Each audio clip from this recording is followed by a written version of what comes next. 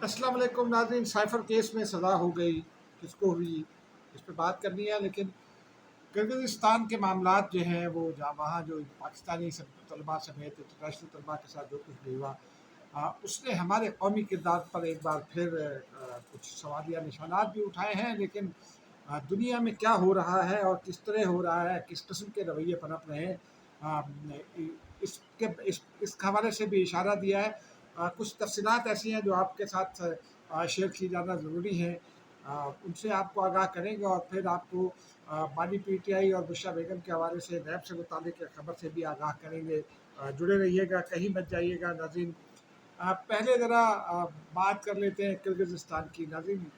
चंद रोज़ पहले, 2 या 3-4 रोज़ पहले यूँ कह लें, किर्गिज़स्तान में मिस्री तलबा भी हैं, बांग्लादेशी भी हैं, भारतीय भी हैं, पाकिस्तानी भी हैं, कुछ और मुल्कों के तलबा भी हैं। 1,25,000 गैर मुल्की तलबा वहाँ मुख्तलिफ़ यूनिवर्सिटीज़ में मेडिकल की तालीम हासिल करते हैं। और शायद कुछ और तालीम भी हासिल करते हों, लेकिन बुनियादी इशू वही है अभी तक के, वो मेडिकल की तालीम हासिल करते हैं और मुख्तलिफ़ हॉस्टल्स में अकामत पजीर हैं। कुछ लोग मुख्तलिफ़ घरों में भी मुकीम हैं, प्राइवेट हाउसेस हायर कर लेते हैं और वहाँ फिर वो मिलकर रहते हैं। मिस्री तलबा का गज़ा के मामले पर मकामी तलबा के साथ शायद कुछ तनाज़ा चल रहा था। इस दौरान में मकामी तलबा की जानिब से एक मिस्री तालिबा को हिरासा करने की कोशिश की गई, फ़िज़िकली हिरासा करने की कोशिश की गई या सेक्सुअली हिरासा करने की कोशिश की। लेकिन हिरासा करने की कोशिश की तो उस पर जो मिस्री तलबा थे वो भड़क उठे। मिस्री भी बहुत दलेर कौम है, उन्होंने खूब धुनाई की मकामी तलबा की। फिर मकामी तलबा का एक गिरोह उनसे निमटने के लिए मजीद आया तो उनको भी मारा पीटा गया, क्योंकि मिस्री तलबा उनसे तादाद में कुछ ज़्यादा थे। और उसके बाद जो है वो फिर ये झगड़ा चल निकला और उसकी जद में पाकिस्तानी तलबा भी आए, भारतीय तलबा भी आए और बांग्लादेशी तलबा भी आए। तमाम ममालिक के तलबा जो है वो आए इस जद में। अब नाज़रीन, इसमें ये भी बताया गया कि 34-35 तलबा जो है वो ज़ख्मी हुए, जिनमें 14 पाकिस्तानी थे। 13 को इब्तदाई तिब्बी इमदाद देकर फारिग कर दिया गया, क्योंकि बहुत मामूली मामूली ज़ख्म थे। कुछ शीशा तोड़ते हुए लगा, कोई कुछ और चीज़ करते हुए लगा। एक पाकिस्तानियों को घसीटा भी गया, लेकिन वो हॉस्पिटल नहीं गए। एक पाकिस्तानी हॉस्पिटल में दाखिल था, जिसे पाकिस्तानी सफ़ीर ने कहा गया, पाकिस्तानी सफ़ीर ने जाकर विज़िट भी किया। लेकिन अब वो ये कहा जा रहा है कि जो मकामी तलबा हैं जिन्होंने झगड़े का आगाज़ किया, उनकी तादाद 300 है। तमाम अब जो इस वक्त जो लेटेस्ट इंफॉर्मेशन आपसे 5 मिनट पहले आई है, काम के ज़रिए हमें मौसूल हुई है, उसमें ये बताया गया है कि वज़ीर, एक तो शाम में वज़ीर ख़ारजा और डिप्टी प्राइम मिनिस्टर इसहाक डार को वज़ीर आज़म ने हिदायत की कि वो फ़ौरी तौर पर पहुँचे। उन्हें 2-3 रोज़ के बाद जाना था वहाँ बिश्केक, जहाँ OIC फॉरेन मिनिस्टर्स की एक कॉन्फ्रेंस होनी है या SCO कॉन्फ्रेंस होनी है फॉरेन मिनिस्टर्स की। लेकिन उसमें अब तक जो है वो अच्छा, फिर ये भी कहा जा रहा है कि बिश्केक से 25 किलोमीटर दूर कानत शहर में भी पाकिस्तानी तलबा फंस गए दिन भर। अच्छा, ये समझ भी आता है कि पाकिस्तानी तलबा है, वालिदैन के बगैर हैं। कुछ लोग तो उनमें ऐसे यकीनी तौर पर जो कभी अपने मोहल्लों से भी बाहर नहीं गए होंगे या शहरों से बाहर नहीं गए होंगे, अब वो एक दयार गैर में पड़ रहे हैं। उनका घबराना समझ में आता है। लेकिन इस हवाले से कुछ बात करनी है जो बात भी करेंगे। ये तलबा मुख्तलिफ वीडियोज़ बनाकर भेजते रहे हैं, उसकी बुनियाद पर फिर कुछ और वीडियोज़ बनाकर भेजी गई। लेकिन एक इब्तदाई रिपोर्ट भी तैयार की गई थी, उस रिपोर्ट में ये बताया गया कि किस तरह से जो है वो झगड़ा हुआ। हुकूमत पाकिस्तान के लिए रिपोर्ट हुकूमत के ही बाद अदारों ने तैयार की थी। और फिर उसमें ये भी बताया गया, अब से थोड़ी देर पहले जो एक रिपोर्ट पाकिस्तानी सफारती हुकाम की जानिब से हमें मौसूल हुई, उसमें ये कहा गया है कि अब तक अब सूरत मुकम्मल तौर पर कंट्रोल में है। पाकिस्तानी सफ़ीर ने भी इसकी तस्दीक कर दी है, मकामी मीडिया और इंटरनेशनल मीडिया भी इसकी तस्दीक कर रहा है। इस वक्त जबकि मैं ये रिकॉर्ड कर रहा हूँ, इस वक्त की बात कर रहा हूँ। और फिर तमाम मुजाहिरीन जो है वो कानून नाफिज करने वाले अदारों के साथ उनके मुज़ाकरात हुए, वो मुंतशिर हो गए। लेकिन ये वादे कर दिया किर्गिज़ हुकूमत ने कि जो तशद्दुद में मुलविस है उनको नहीं छोड़ा जाएगा। किर्गिज़ काबीना जो है वो मुसलसल नज़र रखे हुए, सदर भी मुसलसल नज़र रखे हुए। पाकिस्तानी सफ़ीर ने हॉस्पिटल्स का भी दौरा किया और फिर पाकिस्तानी काउंसलर ने दौरा किया उस हॉस्टल का, जहाँ IMU हॉस्टल का दौरा किया, जहाँ ज़्यादातर पाकिस्तानी तलबा मुकीम हैं। انہیں پھر اس ملاقات کے نتیجے میں ایک 180 افراد کو لے کر جو جہاز پاکستان پہنچا، اس میں 30 طلبہ آئے، ایک اور دوسری فلائٹ میں 40 طلبہ آئے. تو یہ سارا کام ہو رہا تھا. اس درمیان میں ظاہر سی بات ہے کچھ شارٹ کمنگز بھی ہوتی ہیں. کرگزستان میں پاکستانی سفارتی عملہ جو ہے وہ کم ہے. ظاہر سی بات ہے جس قسم کے ممالک ہیں اس میں ایسا ہی ہوتا ہے. ان کا عملہ بھی یہاں کم ہے. لیکن اس میں خاص بات یہ ہے کہ چونکہ وہاں SCO وزرائے کا خارجہ کانفرنس ہونے والی ہے، تو وہاں کچھ عملہ تو اس میں بھی مصروف ہوگا. 2 افراد، ایک امبیسڈر صاحب اور ایک کاؤنسلر جو ہے وہ وہاں دستیاب تھے. انہوں نے یہ سارا کام کیا. لیکن یہاں سے خاص طور پر یہ شور ڈالا گیا کہ حکومت پاکستان کچھ نہیں کر رہی، اور بہت جو ہے نا اس میں حکومت پاکستان کو لتاڑا گیا. لتاڑا جاتے رہنا چاہیے حکومتوں کو، تاکہ حکومتیں جو ہے وہ تیزی سے کام کرتی رہے. اس کے نتیجے میں پرائم منسٹر خود بھی ایکٹیو ہوئے. لیکن ناظرین ایک امپورٹنٹ سوال ہے کہ دنیا بھر میں اس قسم کے واقعات ہوتے ہیں، لیکن دنیا کا ریئیکشن ذرا مختلف ہوتا ہے، ہمارا ریئیکشن مختلف ہوتا ہے. میں آج صبح دیکھ رہا تھا انڈین وزیر خارجہ نے ایک ٹویٹ کیا. انہوں نے کہا کہ جو انڈین طلبہ ہیں وہ کوئی ایسی پریشانی کی بات نہیں ہے، تمام لوگ مطمئن رہیں. 15,000 انڈین طلبہ ہیں، 10,000 پاکستانی ہیں. بنگلہ دیشی پاکستانیوں کے برابر ہیں یا اس سے کچھ زیادہ ہے.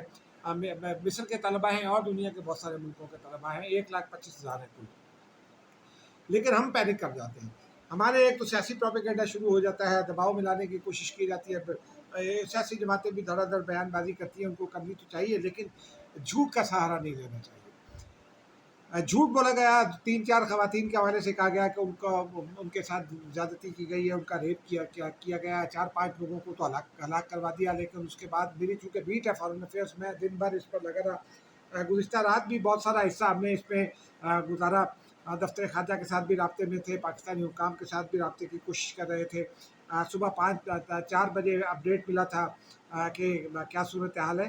تو یہ اور یہ پھر اس قسم کی صورتحال میں یہ پینک سب کچھ ہوتا ہے، لیکن جو آپ کا رد عمل ہوتا ہے وہ مثلاً ایک ظلم کی داستانیں شروع ہو جاتی ہیں. طلبہ بھی وہاں سے بنا کر بھیج رہے ہیں. بھائی آپ ہاسٹلس میں آپ اپنے والدین کو تو اطمینان دلائیں کہ ہم محفوظ ہیں. جب آپ اس قسم کی بات کرتے ہیں تو آپ کے والدین پینک ہوتے ہیں. آپ کے والدین پینک ہوتے ہیں تو پھر وہ شور شرابہ شروع کرتے ہیں اور پھر یہ کہتے ہیں حکومت کچھ نہیں کر رہی. حکومتیں ہمیشہ ایسے ہی ہوتی ہیں، بس یہ ہے. لیکن ہمارا جو رد عمل ہے وہ دنیا سے ذرا مختلف ہے. پوری دنیا کے جن ممالک کے طلبہ ہیں وہ ہم سے زیادہ تعداد میں بھی ہیں. ان کا رد عمل دیکھ لیں، ہمارا رد عمل دیکھ لیں ذرا. اس کو ہمیں سوچنے کی ضرورت ہے، کیونکہ یہ آپ کے قومی کردار کو بھی واضح کرتا ہے. اور بہرحال اب اس وقت صورتحال یہ ہے کہ وہاں پیس اور کام لوٹ چکا ہے، اور زندگی اب ہم دیکھیں گے کہ معمول پر آتی جائے گی.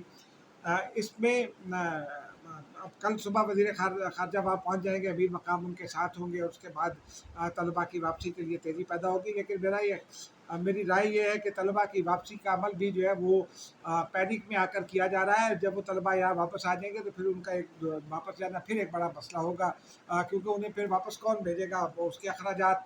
لیکن اس کا ناظرین ایک پہلو اور بھی ہے.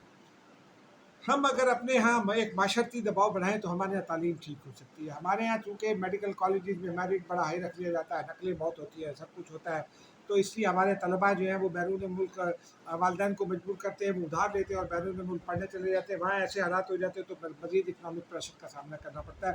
ہم ایک قسم کی آماج گائے لوگ جاتے ہیں، وہ اربوں ڈالر ہمارے اس طرح ہر سال باہر چلے جاتے ہیں مختلف ممالک میں. ہمیں یہ سوچنا چاہیے کہ ہم اپنا نظام تعلیم بہتر کریں، تاکہ ہم یہ جو ڈالر کی قلت کا شکار رہتے ہیں اور ڈالر کی تلاش میں رہتے ہیں ہر وقت، یہ اس کا ایک کنٹریبیوٹنگ فیکٹر ہے.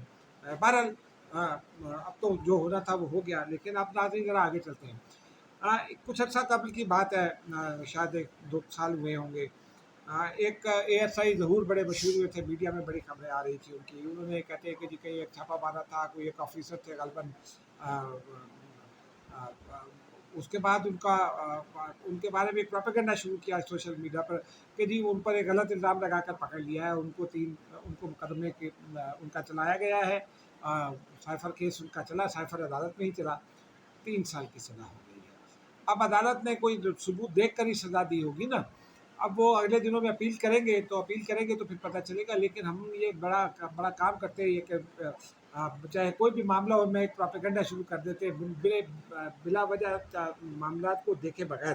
ان کی تہ تک جائے بغیر ہم پروپیگنڈا شروع کر دیتے ہیں اور پھر اپنے آپ کو ہی بدنام کرنا شروع کر دیتے ہیں۔ یہ بھی اسی قسم کا ایک واقعہ ہے، ایک سائفر کیس عمران خان کا چل رہا ہے، پتہ نہیں وہ کب اس کا فیصلہ ہوگا۔ ناظرین اب آتے ہیں ذرا ایک اور خبر کی جانب۔ آج ایک اور رپورٹ سامنے آئی ہے، اس میں ناظرین بڑے دلچسپ حقائق ہیں۔ وہ یہ بتایا گیا ہے کہ توشہ خانہ سے وہ عمران خان کے بارے میں کہا جاتا ہے کہ انہوں نے وہ گھڑی تحفے میں لی جو جس پر خانہ کعبہ کا ماڈل تھا، اور وہ MBS کے پاس ایک گھڑی تھی اور ایک ان کے پاس تھی، اس کے علاوہ بھی 7 گھڑیاں ہیں۔ یہ جو ہیں 7 گھڑیاں خلاف قانون لینے اور بیچنے کا الزام ہے نیب کی رپورٹ میں۔ پھر اس میں نیا کیس ہے 10 قیمتی تحائف خلاف قانون پاس رکھنے اور بیچنے سے متعلق ہیں، یہ بھی انکوائری رپورٹ میں کہا گیا ہے۔ گراف واچ، رولیکس گھڑیاں ہیرے اور سونے کے سیٹ کیس کا حصہ ہیں، تحفے قانون کے مطابق اپنی ملکیت میں لیے بغیر ہی بیچے جاتے رہے۔ رپورٹ میں یہ بھی کہا گیا ہے، آپ کو یاد ہوگا وہ ایک آڈیو آئی تھی بشرا بی بی کی، کسی کے ساتھ وہ کہہ رہی تھی کہ وہ ملٹری سیکریٹری کو یہ کہو اور انہوں نے یہ کہا ہے، کچھ اس قسم کی بات ہو رہی تھی۔ پھر اس کے بعد گراف کے حوالے سے رپورٹ میں یہ کہا گیا ہے کہ گراف واچ کا قیمتی سیٹ بھی ریٹین کیے بغیر ہی بیچ دیا گیا۔ پرائیویٹ تخمینہ ساز کی ملی بھگت سے گراف واچ کے خریدار کو فائدہ پہنچایا گیا۔ تخمینہ ساز کا توشہ خانہ سے ای میل آنے سے پہلے ہی گھڑی کی قیمت 3 کروڑ کم لگانا ملی بھگت کا ثبوت ہے، یہ بھی رپورٹ میں کہا گیا ہے۔ اور یہ بھی کہا گیا ہے کہ گراف واچ کی قیمت 10 کروڑ 9,20,000 روپے لگائی گئی، جبکہ 20% رقم 2 کروڑ 1,78,000 روپے سرکاری خزانے کو دیے گئے۔ ہر تحفے کو پہلے رپورٹ کرنا اور توشہ خانہ میں جمع کروانا لازم ہے، یہ بھی رپورٹ میں بتایا گیا۔ اور صرف یہ بھی کہا گیا رپورٹ میں کہ صرف 30,000 روپے تک کے مالیت کے تحائف اپنے پاس رکھے جا سکتے ہیں۔ اب ناظرین وہ کل بھی ہم نے ایک شعر سنایا تھا، اتنی نہ بڑھا پاکی داماں کی حکایت، دامن کو ذرا دیکھ ذرا بند قبا دیکھ۔ عمران خان صاحب ہوں یا کوئی اور ہوں، وہ کہتے کیا ہیں، خود کو کیا کرتے ہیں، ذرا ہم کو یہ سوچنا چاہیے۔ ناظرین ایک اور خبر سے آپ کو آگاہ کر دیتے ہیں۔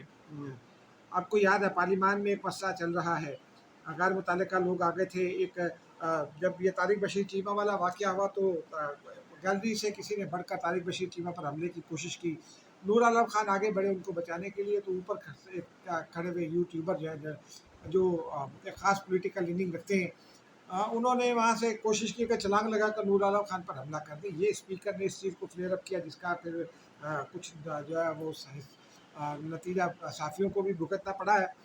اسپیکر نے اس کے بعد ایک انکوائری کمیٹی قائم کر دی، ایک جائزہ کمیٹی قائم کی۔ اس جائزہ کمیٹی نے تمام معاملات کا جائزہ لیا، اور اس کے بعد ناظرین تازہ خبر یہ ہے کہ اسپیکر ایاز صادق نے غیر متعلقہ افراد کے داخلے پر 8 سیکیورٹی اہلکاروں کو معطل کر دیا ہے۔ سیکیورٹی اہلکاروں کو اس لیے معطل کیا گیا کہ انہوں نے غفلت برتی، اور وہ لوگ جو غیر متعلقہ تھے اور جن کے پاس اس جگہ کے پاسز نہیں تھے وہ وہاں پہنچ گئے۔ اور پھر ترجمان قومی اسمبلی نے کا یہ بھی کہنا ہے کہ پارلیمان کی سیکیورٹی پر کوئی سمجھوتہ نہیں کیا جا سکتا۔ غیر متعلقہ اور غیر مجاز افراد کو کسی صورت پارلیمان میں داخل ہونے کی اجازت نہیں ہے، اور اسپیکر کی واضح ہدایت ہے کہ پارلیمنٹ ہاؤس کی حرمت کو یقینی بنایا جائے گا۔ ناظرین اب یہ ہم کیا سوچتے ہیں، ہم اپنے اداروں کی خود توقیر نہیں کرتے تو پھر کوئی دوسرا کیا کرے گا۔ بس سب سے آخر میں بات یہ ہے کہ وہ جو رپورٹ جس کا میں نے تذکرہ کیا، اس رپورٹ کی کاپی میرے پاس موجود ہے، اگر کسی صاحب کو درکار ہو تو وہ مجھ سے رابطہ کر سکتا ہے۔ ناظرین باقی مجھے اب اجازت دیجیے، اب تک کے لیے اتنا ہی، خدا حافظ۔